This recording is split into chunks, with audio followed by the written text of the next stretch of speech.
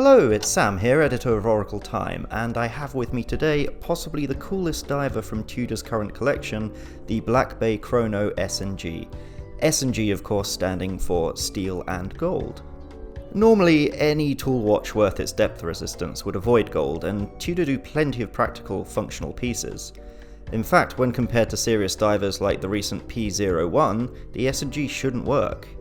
Not only does it use precious metal, but it's a chronograph, a bit of an underwater faux pas. Yet somehow Tudor has managed to not just balance the different personalities on display, but to create, in my opinion at least, one of their coolest ever watches.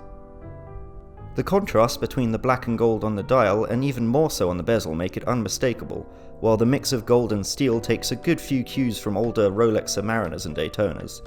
In fact, there's no shortage of similarities between this and the latest bicolour Sea Dweller. On the wrist, the 41mm case, 50 if you want the lug-to-lug width, wears a slightly larger thanks to the screw-down chronograph pushers, but definitely not enough to push it into Panerai territory.